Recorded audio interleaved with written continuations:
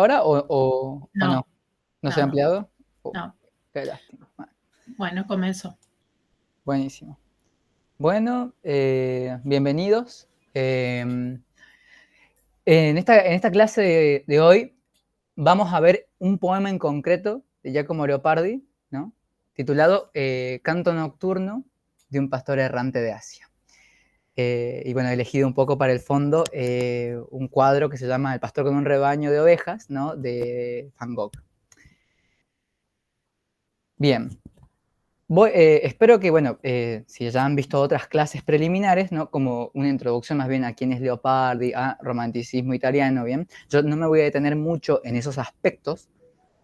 No obstante, bueno, voy a intentar hilarlo con ciertos conceptos más bien generales, ¿no? Para eso ustedes pueden revisar la bibliografía crítica o ver otros videos. Pero antes de avanzar al poema en concreto, cabe recordar que la obra de Leopardi, según una crítica especializada, yo me guío por un crítico que se llama Bazzocchi, ¿no? Un texto de 2008, propone esta clasificación, ¿sí? Tres momentos de la obra de Leopardi, ¿no? Pesimismo histórico, pesimismo universal y un pesimismo heroico. Nosotros podemos ubicar, digamos, a este poema, ¿no? Canto Nocturno de un pastor errante de Asia, ¿no? Dentro de la etapa de pesimismo universal, o por lo menos Bazzocchi lo hace allí, ¿no? Más allá de lo arbitrarias que pueden ser a veces las clasificaciones de literatura. No sé si Silvia estás de acuerdo con esta clasificación, pero bueno. Sí. Bien. Perfecto, bien. Entonces, pensamos, ¿no? ¿Por qué este pesimismo universal, no? Y recordemos que Leopardi tiene como una formación clásica, ¿no? Filológica enorme, ¿no? Él sabe griego, latín, hebreo incluso, lea todos los clásicos, ¿no? Y también cabe recordar que él no nació en los últimos años del siglo XVIII, ¿no? Pero él se va a desarrollar durante el siglo XIX, la primera mitad sobre todo, ¿no? Y tiene una fuerte implante iluminista, ¿no? Él también sabía francés, leía mucho a Rousseau, a Voltaire, a Diderot, ¿no? Es decir, que hay una fuerte influencia iluminista en Voltaire, ¿no? Francesa sobre todo. Y eso se puede notar en muchos pasajes del Sibaldoni, ¿no? Y a lo que yo me refiero con que Leopardi tiene una influencia más bien positivista, digamos, no iluminista, ¿no? Es que él tiene esa idea, ¿no? De la observación atenta de la naturaleza, el entorno, ¿no? Y que esa especie de aprehensión científica puede ser empleada, ¿no? Para beneficio del hombre, ¿no? Es decir, que la razón se enfrenta, entre comillas, ¿no? Digamos así, dicho mal y pronto, la razón del hombre se enfrenta a la naturaleza para, ¿no? Emplearla, para domarla y sacarle provecho. Sin embargo, cuando uno lee el Sibaldone, ¿no? Que era una especie de diario, ¿no? Donde Leopardi escribía sus pensamientos, ¿no? Que es bastante grande, este compendio, ¿no? Leopardi en realidad nunca estuvo de acuerdo del todo con esta concepción, ¿no? Tan positiva de la naturaleza y de la razón, ¿no? En realidad, dice la crítica, el pensamiento de Leopardi es como un poco ambiguo, poder con respecto, ¿no? Está como tensionado, ¿no? A veces Leopardi puede admitir que la naturaleza es buena y bondadosa con el hombre, y otras veces, en cambio, no, ¿no? Y como señala Pietro Citati, ¿no? Que es otro crítico, dice, el pensamiento de Leopardi, a medida que pasan los años, ¿no?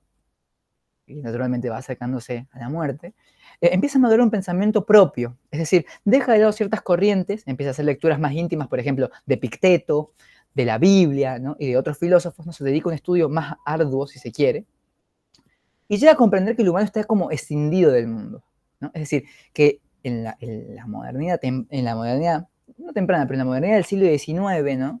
Con el avance de la técnica, etc., el humano ya no está en una íntima relación con la naturaleza, ¿no? Es como si el mundo, él llega a decir, no le pertenece la naturaleza a Leopardi, ¿sí? Entonces, él marca una decisión entre mundo y sujeto que es irreconciliable, ¿no? Y comienza a tener una visión del hombre, ¿no? Como arrojado al mundo, ¿no? Que va a ser un problema típico de la modernidad, ¿no? Que muchos autores van a volver sobre este tema, ¿no? Por eso no me voy a detener en esto, pero es un tópico que él va a revisar, ¿no? Y una vez que él llega, por así decirlo, a esta conclusión, ¿no? De que el sujeto está escindido del mundo, va a llegar más o menos a dos conclusiones terribles. La primera, que la naturaleza no se preocupa por el hombre ni por ninguna de sus criaturas, ¿no? El hombre no puede conocer el origen de las cosas, ¿no? No puede conocer el por qué, pero tal vez el cómo, ¿no? Crece el pasto o brillan las estrellas sobre el cielo. Y tengamos presente esa idea para cuando veamos el poema, ¿no? Es decir, la naturaleza para Leopardi está bajo un arcano profundo, él emplea esas palabras, ¿no? Que es inaccesible para el hombre, ¿no? Y la segunda conclusión a la que llega es que la razón es estéril, ¿no? Que si bien ayuda a los humanos a organizar la experiencia, sí es cierto, ¿no? Que también fragmenta y atomiza el mundo la razón, entonces nos separa inevitablemente, ¿no? De la realidad. El mundo queda disuelto, ¿no? O como dice Piero Cittati, a partir de la lectura de Leopardi, la razón es ciega y nos ciega, ¿no? Y desde este punto es como que ya Leopardi empieza a desconfiar de la filosofía, pero sobre todo de la filosofía de su época. Desde Platón, ¿no? Hasta comienzo del siglo XIX, los filósofos se han encargado de hacer una serie de sistemas, ¿no? Grandes sistemas metafísicos, y han intentado enclaustrar la realidad dentro de esos sistemas, ¿sí? Y eso para Leopardi constituye un gran error, porque separa, ¿no? El pensamiento de la realidad viva, digamos. Veamos este pasaje del Cibaldone del 4 de octubre de 1821, ¿sí? Los más aclamados filósofos del siglo XVII, máxime los alemanes e ingleses, y agrego yo, ¿no? Pensemos, no obstante, ¿no? En los filósofos contemporáneos de Leopardi, ¿no? Kant, Hegel, ¿no? Filosofía alemana.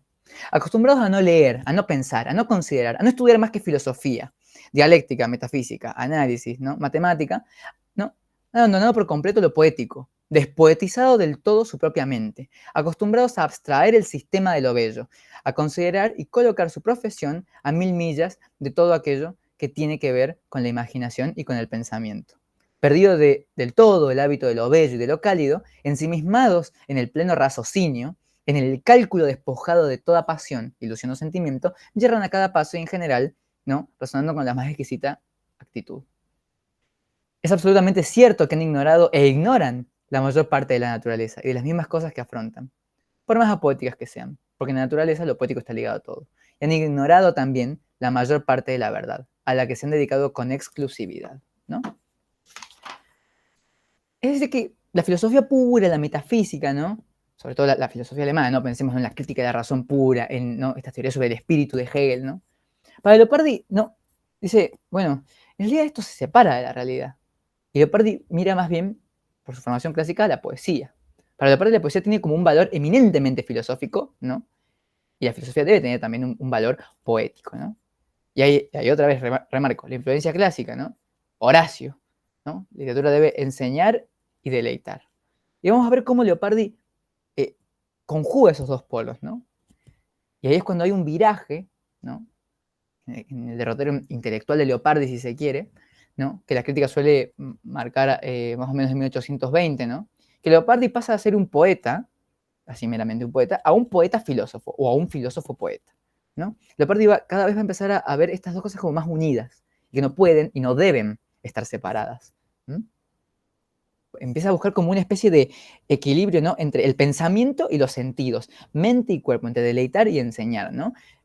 Pensemos, ¿no? Que él eso se dedica a lo bello, pero también a lo filosófico. A diferencia de otros autores que son contemporáneos a él, no sé, pienso por ejemplo en un caso eminente, Edgar Allan Poe, que ve en la poesía solamente lo bello. Para Poe, en la poesía se debe trabajar solamente lo bello. Para Leopardi, esto no es tan así. La poesía debe encargarse de lo bello y de lo filosófico. ¿Bien? Ahora, el poema que vamos a analizar ya pertenece a una etapa, ¿no? Que han pasado un par de años de la conversión de Leopardi, ¿no? Y él, como ya maduro, para poder conjugar estos dos polos, ¿no? El canto nocturno fue compuesto entre 1829 y 1830. Antes de avanzar con el poema en sí, me gustaría que leamos la nota, ¿no? al canto que el mismo Leopardi dejó, ¿no? Lo dejó en francés y acá pongo yo la traducción, ¿no? Dice, muchos de ellos, se refiere a una de las naciones nómades o errantes de Asia, pasan la noche sentadas sobre una piedra, mirando la luna, componiendo letras demasiado tristes para melodías que no lo son menos, ¿no? Como un fragmento del viaje de Orenburg a Bucará, ¿no? De un tal Meyendorf que él pudo leer en la revista Journal des Savants, ¿no? En 1826, ¿no? Leopardi había quedado fascinado, parece, ¿no? Con esta idea de estos pastores, pero que también son poetas, que también son filósofos, que cantan a la luna, ¿no? Y acá podemos ver, ¿no? Esa decisión, ¿no? Esa conversión que tiene él. Pasar también de una poesía un poco más áulica, ¿no? O tal vez clasicista en cierto punto, ¿no? Él empieza a ver la idea, ¿no? De estos pastores, del canto, ¿no? Y esto es una herencia que él toma, ¿no? De August Friedrich Wolf. Este era un latinista, ¿no? Alemán, que es el padre de la filología moderna. ¿Por qué? Porque es el primero en proponer que la Ilíada y la Odisea no son obras de un gran genio, sino que son más bien simplemente cantos que recoge la tradición y que en algún momento alguien llamado Homero ¿no? los colocó por escrito. Es más, incluso Wolf llega a negar la existencia de Homero, ¿no? Es decir, que Leopardi pasa de una concepción quizá un poco más elevada o enclaustrada, digamos, de la literatura a algo más oral, o de un carácter netamente oral, ¿no? De así que el poema sea un canto, ¿no? Recordemos la obra magna se llama Cantos, ¿no? La obra principal de Leopardi, ¿no? Además cabe recordar que, ¿no? Esta composición de Leopardi es la única en la que un personaje, digamos, en bajo, ¿no? Un pastor, que también es cantor, ¿no? Encarna el yo lírico, ¿no? Si pensamos obviamente en el esquema clásico, ¿no? De la tragedia griega y de la comedia griega, ¿no? La tragedia para personajes elevados, la comedia para personajes bajos. Bueno, vamos a ver acá cómo un personaje más bien bajo, un pastor, dice ciertas verdades con una hondura filosófica, ¿no? Bastante prominente. Ahora sí, vamos al canto en sí. Ya de entrada tenemos que vislumbrar claramente el título, ¿no? Canto nocturno de un pastor errante de Asia. Esto ya propone una imagen, ¿no? Es decir, uno ya ve al pastor, ¿no? De noche, ahí con sus ovejas, ¿no? Y que va a empezar un canto, ¿no? Y recordemos, esto es un canto. Y Leopardi se va a forzar por darle ese carácter más bien oral, ¿no? Voy a leer brevemente la primera estrofa y luego pasamos a analizarla, ¿sí? ¿Qué haces, luna en el cielo? Di qué haces, oh silenciosa luna. Sales de noche, andas viendo desiertos y después te escondes. ¿No estás aún fatigada de recorrer las sempiternas sendas? ¿Aún no sientes hastío ni cansancio de mirar estos valles? Se parece a tu vida la vida del pastor. Sale al alba y conduce por el campo el ganado, contemplando rebaños, prados, fuentes. Luego exhausto descansa por la noche y no espera otra cosa. Dime, luna, ¿qué espera el pastor en su vida? ¿Y tú en la tuya? Dime, ¿a dónde tiende este mi vagar breve y tu curso inmortal? Bien, ahora sí. Cabe aclarar que la composición, ¿no? Si tenemos que poner un nombre, digamos, técnico debido a la métrica que se emplea, se llama esta composición sería una canzone libera. Es decir, es una composición que alterna entre heptasílabos y endecasílabos. ¿Por qué? Porque recordemos, la forma también es importante y nos dice algo. ¿Por qué Leopardi emplea esta forma? Porque la canzone libera, ¿no? Tiene un uso más libre de los versos, ¿no? Que le darían como un carácter un poco más, si se quiere, oral, ¿no? O más cantado. A diferencia, por ejemplo, el soneto, la octavilla, que tiene una estructura más rígida y que por ahí no derivaría más en la artificialidad. En este caso, Leopardi intenta darle ese carácter de canto, recordemos, ¿no? Del cantio merici, ¿no? Obviamente pensando en esta idea de Wolf con respecto a Homero. ¿Mm? Y tiene 5 estrofas. ¿Sí? Está compuesto, este gran poema está compuesto por 5 estrofas. Vemos que el poema empieza con un vocativo, ¿no? ¿Qué haces, luna en el cielo? ¿No? Se invoca a la luna, que va a ser ese personaje que va a acompañar al pastor, ¿no? Que le va a servir de interlocutor y también de espejo, ¿no? Pero recuerden, esto es importante, la luna nunca va a responder. ¿Mm? La pastora habla, se dirige, pero la luna no responde, ¿no? Ahí está lo terrible y es bueno tenerlo en cuenta, ¿no? En el verso 2 dice, bueno, ¿no? Viendo desiertos y después te escondes, ¿no? Esa luna que pasa, ¿no? Todas las noches y ve el mundo. ¿Mm? Es importante aclararlo. Y luego vamos a los versos 5 y 6, ¿no? ¿No estás aún fatigada de recorrer las sempiternas sendas? ¿No? Es una ironía, porque en realidad la luna No podríamos decir que siente o que se cansa. Sigue eternamente su curso inmortal. El que está cansado en realidad es el pastor, ¿no? Soy un paralelismo, ¿no? Vieron que dices, ¿no? Se parece a tu vida la vida del pastor, ¿no? En un primer momento pareciera que el pastor y la luna están igualados, ¿no? Ambos son errantes, ambos vagan, el pastor por las llanuras del Asia, la luna por el cielo. Pero vamos a ver qué pasa después, ¿no? Con este paralelismo y cómo se empiezan a escindir, ¿no? Y pensemos en esa decisión sujeto-mundo, ¿no? Vemos que ya de entrada el pastor está caracterizado por el trajinar, por lo errante, ¿no? Sujeto que va, viene, al alba, conduce, ¿no? Igual que la luna. Y ya en el 13 vemos que aparece el otro gran personaje, si se quiere, que va a aparecer durante todo el poema, ¿no? El rebaño, ¿no? Que también vamos a ver que tiene un paralelismo, ¿no? Interesante, ¿no? Cuando Leopardi del rebaño, ¿no? Prado, fuente, ¿no? Se refiere también a todos los animales, las plantas, ¿no? Esa otra forma de vida que no es el hombre, digamos. Y en esta breve estrofa, ¿no? Vamos a ver que ya el pastor hace, ¿no? la pregunta fatal, ¿no? En esta, ¿no? Dime, Luna, ¿qué espera el pastor en su vida? Y tú en la tuya. Dime, ¿a dónde tiende este mi vagar breve y tu curso inmortal? ¿No? Es decir, ya está preguntando, a ver, ¿a dónde voy yo? ¿A dónde vas vos, Luna? ¿Por qué sales todas las noches? ¿Por qué estoy yo aquí? Es decir, es la pregunta por el sentido del mundo, ¿no? ¿A dónde va mi vagar breve, la vida del hombre, y tu curso inmortal? Y vamos a ver que ahí ya empiezan las primeras decisiones, ¿no? Mi vagar breve, ¿no? El pastor encarnado del yo lírico, ¿no? Tu curso inmortal. Es decir, ya empieza como a haber una separación, ¿no? Entre sujeto y mundo. Luego tenemos la segunda estrofa, ¿no? Viejo, canoso, enfermo, harapiento, descalzo, con carga pesadísima en los hombros, ¿no? Por montes y por valles, por rocas, ¿no? Arenales y malezas, ¿no?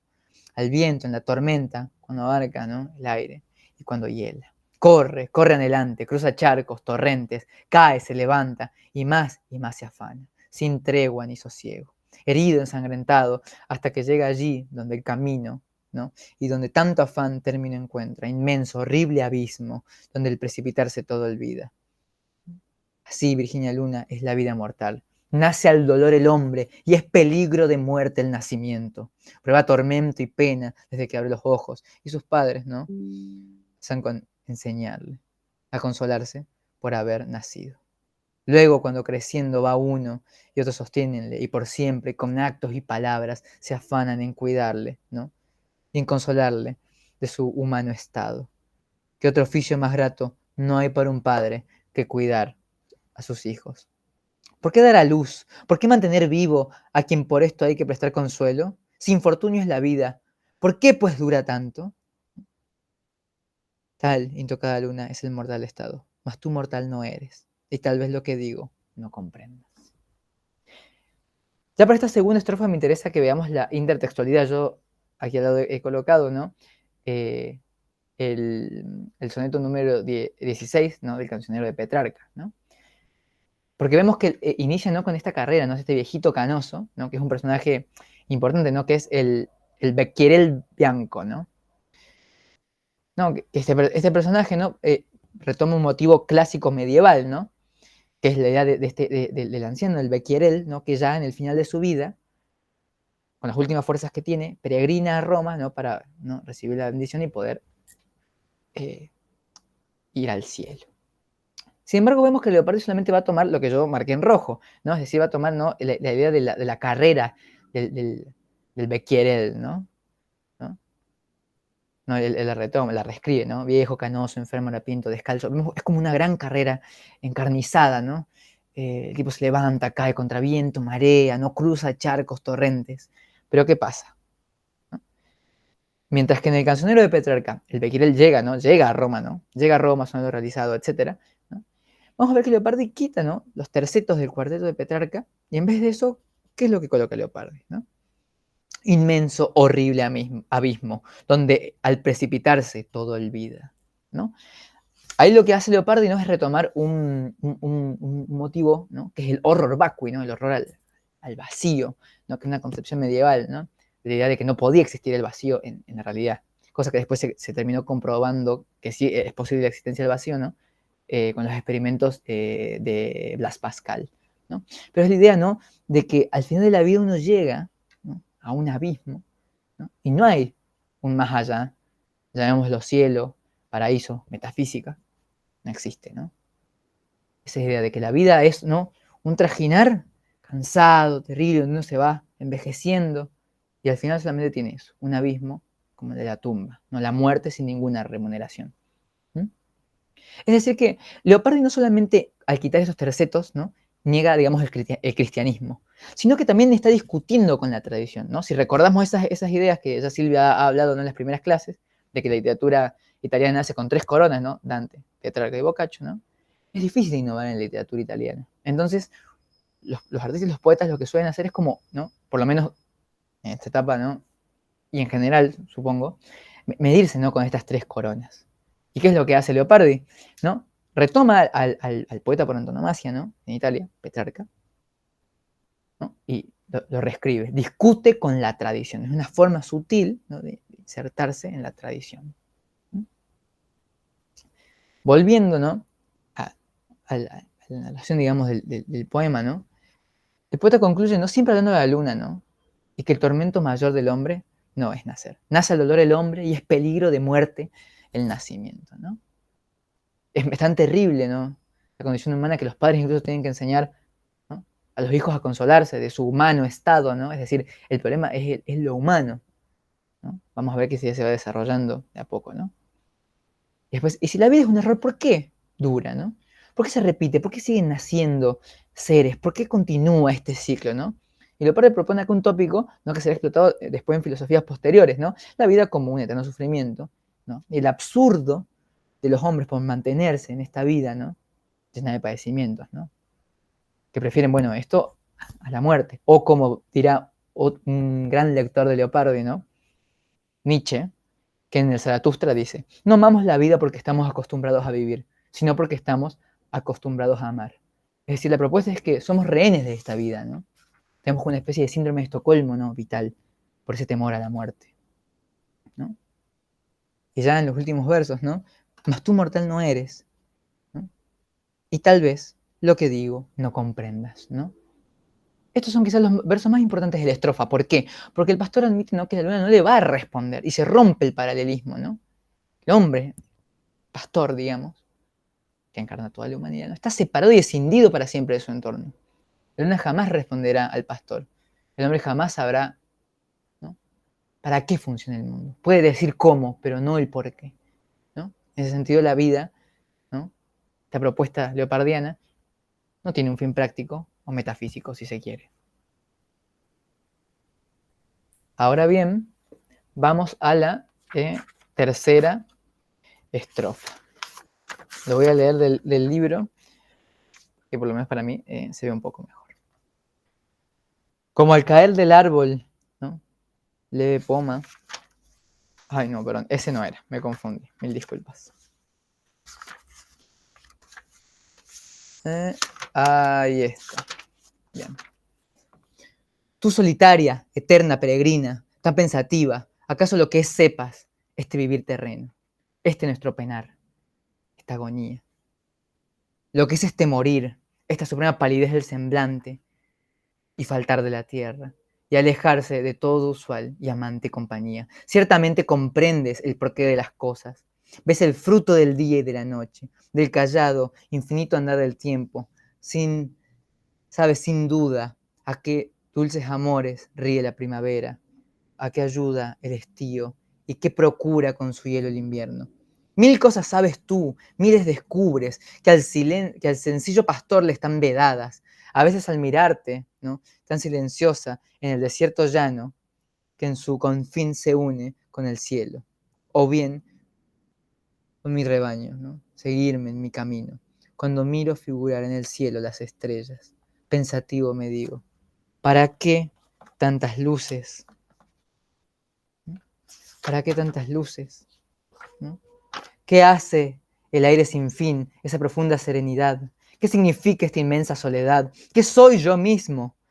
Conmigo así razono de ese espacio soberbio e ilimitado, esta familia innumerable, después de tanto obrar, del movimiento de las celestes y terrenas cosas, mirando sin reposo para volver allá donde nacieron, la utilidad, el fruto, adivinar no sé.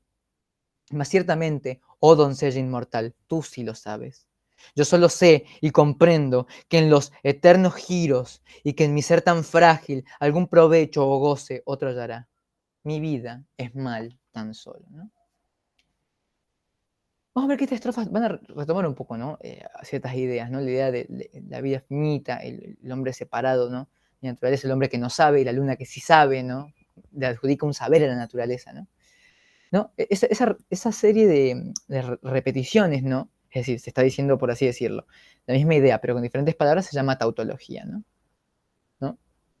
Es como una forma de proponer, ¿no? A partir de la repetición, una misma tesis, ¿no? Que es un movimiento retórico que vemos que es parte del poema, ¿no? Y el punto también es que la tautología es propia del lenguaje hablado, ¿no? Uno cuando habla normalmente usa muletillas, ciertas repeticiones. Leopardi intenta darle un carácter más oral a su canto, a este canto en concreto, ¿no? Como ya dije antes, ¿no? Vemos que el pastor supone un saber, ¿no? A la luna. Tan pensativa, acaso sepas, ¿no? Mil cosas sabes tú, etc. ¿No? En los versos 67 y 68, ¿no? Vemos que dice, ¿no? La idea de faltar, ¿no? De la tierra y amante y compañía. Dejar a los seres queridos al morir abandonados a la pena, ¿no? Ahí veo algunas reminiscencias de Silvia, ¿no? La idea de las personas, ¿no? Cuando se mueren y dejan, ¿no? A las otras personas, ¿no? Padecientes en la tierra. Y no pueden saber qué fue de su destino, ¿no? Si vamos al verso 70, ¿no? Sabes el porqué de todo, ¿no? El fruto, ¿no? Del que habla, ¿no? ¿No? La utilidad, el fruto, adivinar, no sé. Sería, ¿no? La idea del sentido, ¿no? La luna pareciera saber el sentido de la vida, pero el pastor no sabe. Y no puede por su condición mortal, ¿no?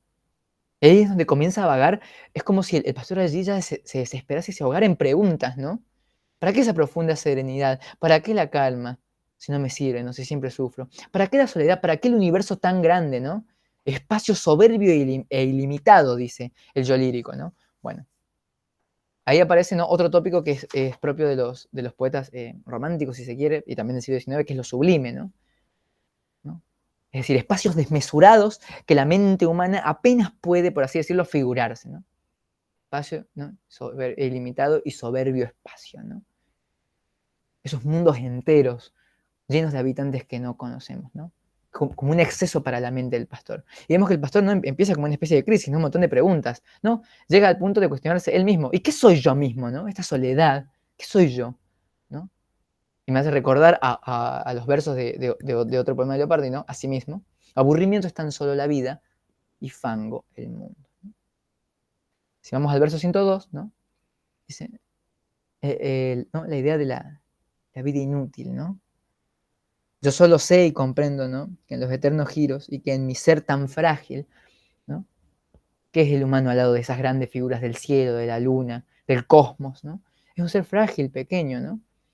Y después va a aparecer la idea, ¿no? ¿No? De la vida como una lucha encarnizada, ¿no? ¿No? Mi vida es mal tan solo, ¿no? Y recordemos, ¿no? Hay el fragmento 127 del Cibaldone, donde Leopardi dice, ¿no? Todo lo que es mal.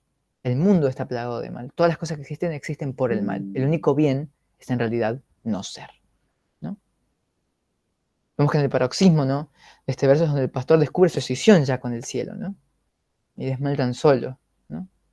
Entonces vamos a ver que se vuelve al otro gran personaje del poema, que es el rebaño, como una forma de buscar consuelo.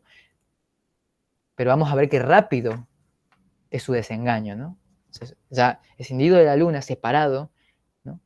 Consciente de su minúscula, ¿no? De su minúsculo ser y su minúscula existencia, ¿no? Se dirige al rebaño. ¿Y qué es lo que ocurre? Rebaño mío, que feliz reposas, ignorando, imagino tu miseria. Cuánta envidia te tengo, no solo porque de ansias casi libre te encuentras, y todo sufrimiento, todo daño, todo extremo temor olvidas pronto, sino porque jamás sientes el tedio. A la sombra descansas en la hierba, sosegado y alegre, y gran parte del año transcurre sin enojo en tal estado. Yo a la sombra me siento sobre el césped y el hastío me embarga la mente, igual que un aguijón agudo. Y más lejano estoy ahora que nunca de encontrar el sosiego. Pero ya nada ansío, ni motivo de llanto hasta aquí tuve. ¿Por qué gozas y cuánto decir no sé? Mas sé que eres dichoso. Yo poco goce siento, mas no me quejo de esto solamente. Si hablar supiese, yo preguntaría, dime, ¿por qué ya siendo ocioso y sin cuidado todo animal descansa? Y a mí me asalta el tedio sin reposo. ¿Mm? Vamos a ver, ¿no? Que aquel es el pastor, ¿no? En el verso 105 ya invoca al rebaño, ¿no? Los animales, ¿no? Que, como entre comillas, no tienen una idea, ¿no? Una visión tan amplia, ¿no? O la conciencia que tiene el hombre, ¿no? Es como que para el pastor están salvados, ¿no? Del tedio, ¿no? La miseria y la vanidad del mundo, ¿no? El pastor dice, no, cuánta envidia te tengo, ¿no? Es decir, no está en una posición privilegiada el hombre. Es decir, es una posición netamente anti-antropocentrista, ¿no? El hombre que le tiene envidia a los animales, ¿no? En ese sentido, Leopardi coloca al hombre en un lugar inferior, ¿no? Es decir, el hombre es más desdichado que los animales porque no solamente padece, sino que sabe que padece. En ese sentido, el humano no es un ser especial, no es privilegiado, ¿no? Y en ese sentido se va a oponer a muchas corrientes iluministas y después positivistas, ¿no? Que ven al hombre, ¿no? Como, ¿no? El centro, ¿no? Pues este mundo hubiera sido dado para el hombre, ¿no? No, Leopardi no. Y para eso, pensemos también, ¿no? En los versos de otro gran poema que sigue en esta línea, ¿no? La Ginestra, ¿no? La retama de la flor del desierto, ¿no? Que en unos versos, ¿no? Dice, que natura no estima ni cuida más al hombre que a las hormigas, y si en el más raro el estrago es que en ellas se debe únicamente a que es menos fecunda nuestra raza. ¿No? Si estamos, de parte del hombre es más miserable, es más pequeño y minúsculo incluso que las hormigas, ¿no? Y la naturaleza le es indiferente, ¿no? Ese es el tópico también, ¿no? La luna, los animales, son indiferentes con el hombre. Vemos que los animales no sienten el tedio, ¿no? ¿No? Y que en italiano, ¿no? Bueno, sería más bien, más que en italiano, sería en realidad un tópico clásico que es la noia, ¿no? La nada, el aburrimiento, el vacío de la existencia, ¿no? Que es un tópico clásico, ¿no? Que, por ejemplo, en Baudelaire lo vamos a ver con el ennui, ¿no? En los franceses, siglo XIX, o en los rusos también, como la Jandra, ¿no? Pienso en Pushkin, en Lermontov, ¿no? Esos poetas románticos que ven esa idea, ¿no? Del tedio, sometido el hombre, ¿no? Y vemos la imagen fuerte, ¿no? de la noia, ¿no? Como un aguijón que espolea y atormenta al pastor cuando Cindy se relaja. Es decir, cuando parece que ya ha dejado de trabajar, de sufrir y se quiere relajar, ¿no? Viene el tedio y lo asalta, y lo pincha, y lo molesta, y no lo deja estar, no lo deja ser feliz. Vamos a ver que entonces el poema lleva a una nueva oposición. El animal que puede reposar, el pastor que no puede encontrar reposo ni sosiego, ¿no? Si él quiere descansar como el animal, que pasta, ¿no? Como su rebaño, el pastor, se aburre y el tedio lo asalta, ¿no? En ese sentido, contejamos los dos polos, ¿no? Es decir, por un lado, si la vida y la existencia es mal y es dolor y es sufrimiento, por otro lado, cuando uno está sufriendo, vive en medio del tedio, ¿no? Es como si la vida humana no está proponiendo aquella idea que está atrapada entre dos extremos, ¿no? En ese sentido, Leopardi se adelanta un poco, o bastante diría yo, se adelanta a un filósofo, ¿no? Arthur Schopenhauer, ¿no? Que en su obra magna, El mundo como voluntad y representación, que va a escribir en 1848, ¿no? Mucho después, ¿no? Ya cuando Leopardi había un año antes de que Leopardi muera, ¿no? Schopenhauer propone la vida humana como una metáfora que es el péndulo, ¿no? Schopenhaueriano, que es, ¿no? Que la vida del hombre va del dolor al tedio, y del tedio al dolor. Bueno, ya Leopardi está proponiendo eso, ¿no? En este poema, ¿no? Y fíjamos, ¿no? Cómo, ¿no? Ese tópico que parecía más filosófico, si se quiere, ¿no? Ya aparece en este poema. ¿No? Cómo la poesía, la literatura se adelanta a la filosofía. Después vemos, ¿no? En el verso 128, si hablar supiese, ¿no? Se retoma la misma estructura, ¿no? Que en el caso de la luna. Si el rebaño supiese hablar, el pastor podría preguntarle por qué, ¿no? ¿Cómo hacen ellos para estar tranquilos? ¿No? ¿Y por qué, en cambio, el pastor si quiere descansar, el tedio lo asalta? Pero el pastor no puede hablar, ¿no? Los animales no hablan, él está solo, ¿no? Y es como si él estuviera atrapado, ¿no? En un terrible punto medio. No puede hablar con la luna, que es superior, no puede hablar con los animales que, entre comillas, ve como inferiores. Está, ¿no? En su punto y no puede encontrarse con el entorno, ¿no? Y ahora sí, vamos al último verso. Tal vez si alas tuviese para ir hasta las nubes y contar una a una las estrellas, O como el trueno, errar de cumbre en cumbre, sería más feliz, dulce rebaño, sería más feliz, cándida luna.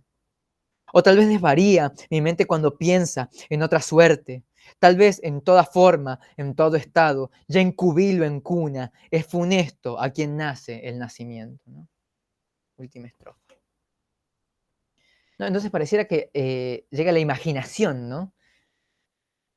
Para salvar, ¿no? al pastor. Tal vez si la estuviese, si pudieras las nubes, ¿no? Y contar una de las estrellas, o ser como el trueno, sería más feliz, ¿no? Pero vemos que no es la misma imaginación que aparece en el infinito, por ejemplo, ¿no? Ese poema también que es como un tópico, un clásico, ¿no? De la poesía leopardiana. Vemos que, vemos que la imaginación ya no tiene ese papel privilegiado que ayuda, ¿no? Al yo lírico, ¿no? Y naufragarme es dulce en este mar, dice al final, ¿no? Del poema, el yo lírico en el infinito. Bueno, aquí vemos que en realidad la imaginación no puede salvar al pastor, filósofo, poeta, no es suficiente, ¿no? Por eso su mente desvaría, ¿no? Dice, tal vez mi mente desvaría, ¿no? Cuando pienso en otra suerte. Pienso que yo puedo vivir fuera del tedio y del dolor, ¿no?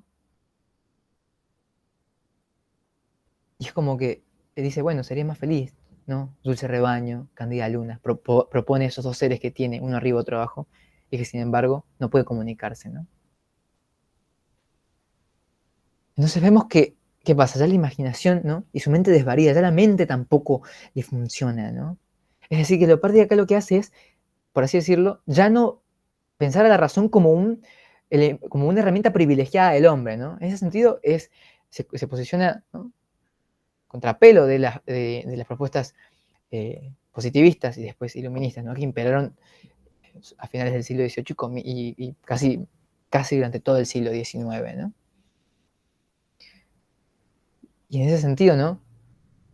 El pastor no puede saber absolutamente nada, no le sirve la imaginación, la razón. ¿Qué puede saber el pastor, no? ¿No? Y vemos que el conocimiento final de las cosas, ese arcano profundo del que habla Leopardi en el Cibaldone, ¿no? Le está vedado a él, ¿no? Y tal vez en última instancia a todos los seres humanos, ¿no? De allí ese final con la frase casi epigramática, ¿no? Quizá todos los seres en cubil, es decir, los animales o en cuna, los niños, los humanos, ¿no? El nacer, ¿no? En esta vida es lo peor que puede ocurrirles. Como esa sentencia, ¿no? De que la vida es solamente mal. Una vez, ¿no? Así desglosado el poema, digamos, ¿no? Podemos sacar algunas conclusiones. Que recuerden, las conclusiones, después de un análisis siempre son provisorias. Ustedes, con lecturas posteriores, ¿no? Con sus propias lecturas individuales, pueden agregar, ¿no? nuevas interpretaciones, ¿no? Primero que nada, me gustaría aclarar que el poema está construido a partir de diversos paralelismos, ¿no? Lo pensemos con esos movimientos. Pastor dialoga con luna, pastor dialoga con rebaño, ¿no? Vamos a ver que después también hay una serie de tópicos que vuelven una y otra vez, ¿no? La vida absurda, la desconexión con el entorno natural, la esterilidad de la razón, el dolor sin cesar, ¿no? Se acumulan a través de imágenes, ¿no? Que el poema propone, ¿no? Si partimos ya desde el título, vemos que en realidad ya el título plasma una gran imagen ante el lector y uno ve al pastor, ¿no? Sentado bajo la luna componiendo versos, ¿no? Al lado de su pastor, de su rebaño, perdón.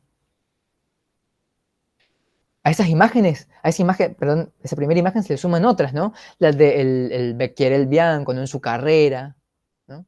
El abismo horripilante con el que se encuentra, el pastor atormentado, el rebaño, ¿no? El cielo estrellado, los rayos que golpean las cumbres, ¿no? De que el poeta se imagina. Al final, ¿no? El bebé, un pobre niño en la cuna, ¿no? Que desconoce los sufrimientos, ¿no? A los que ha entrado al nacer en esta vida, ¿no?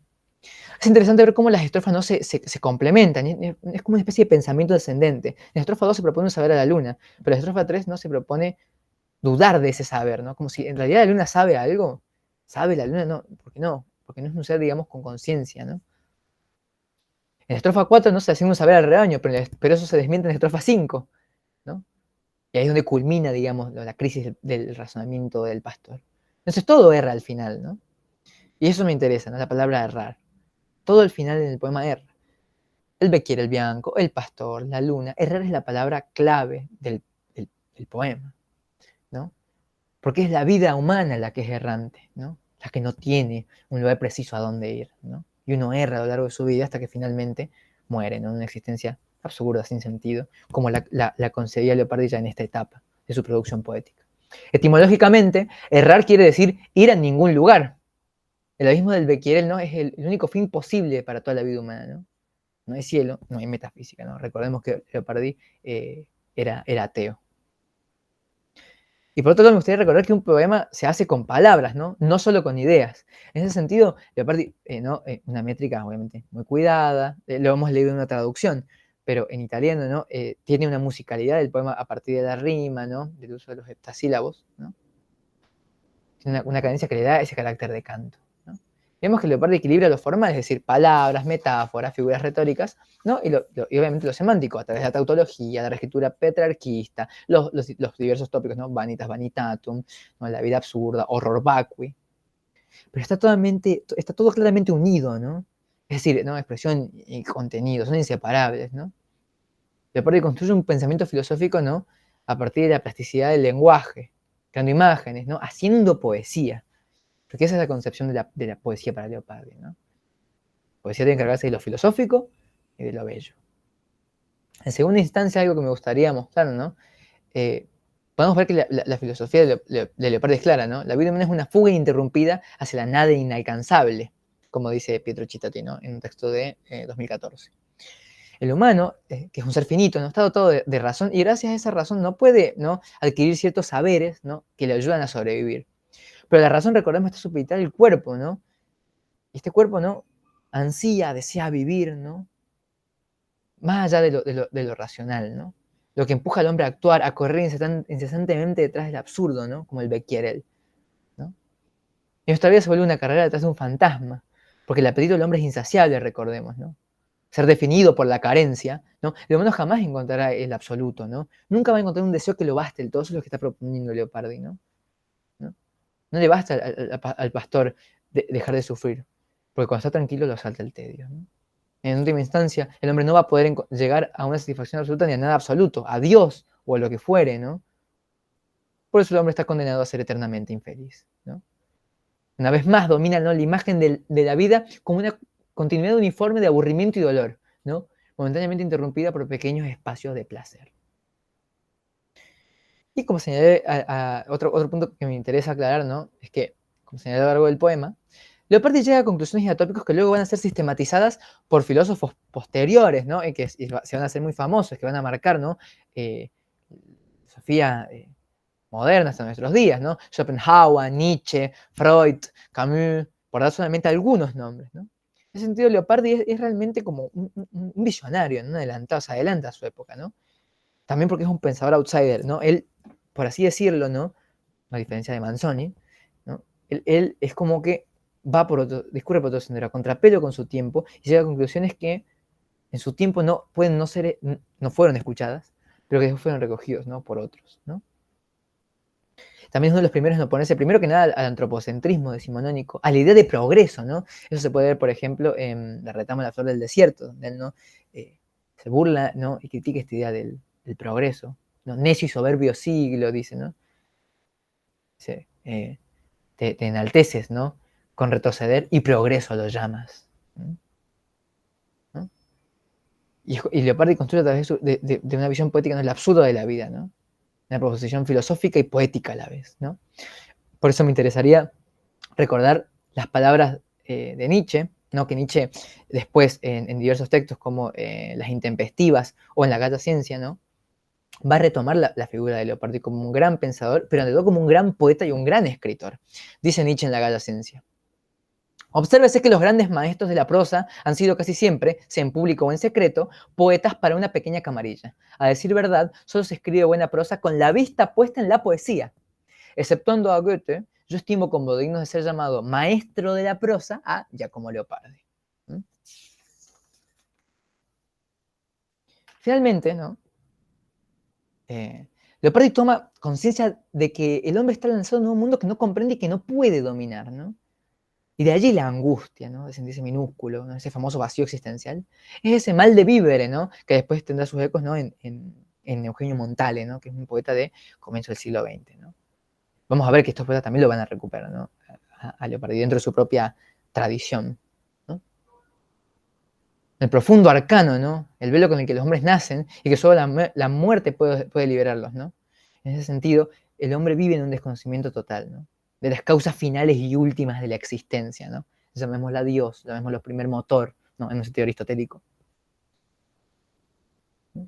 En ese sentido, el mundo a Leopardi se le presenta como una lucha encarnizada, violenta, ¿no? Llena de violencia, ¿no? De seres que se trepan unos a otros, que se comen unos a otros para sobrevivir, ¿no? Esa es la idea a la que Leopardi llega, ¿no? En un fragmento del Sibaldone, ¿no? El fragmento 127, ¿no? En el que dice, todo lo que es mal, ¿no? Y después propone la idea del jardín leopardiano, ¿no? Que él dice, bueno, un jardín es bello en la primera instancia, pero si uno se acerca, ve cómo las abejas, ¿no? Lastiman a las flores para sustraerle, ¿no? Polen, como otros animales se comen a las abejas para sobrevivir, como los humanos también pisan el pasto, lo hieren, una muchacha arranca una flor y la hiere, ¿no? Es decir, todo como cargado de una violencia y de un mal, ¿no? Como si la existencia en sí fuera un mal, está cargado de mal, ¿no? Y esa es una metáfora de la vida para Leopardi, ¿no? La vida como una lucha encarnizada, ¿no? En un mundo en el que somos lanzados a pelear y enfrentarnos unos contra los otros. Esa visión negativa, Leopardi la va a hacer propia, ¿no? Y se va a notar mucho, como digo, en un poema como La retama de la flor del desierto y también en otras producciones posteriores, ¿no? Bueno, eso sería todo hasta aquí. Espero que se haya entendido. Cualquier cosa, no duden en consultarnos. Y bueno, esperemos que les sirva. Y bueno, ustedes van a poder hacer las conexiones, las conclusiones que les parezcan pertinentes.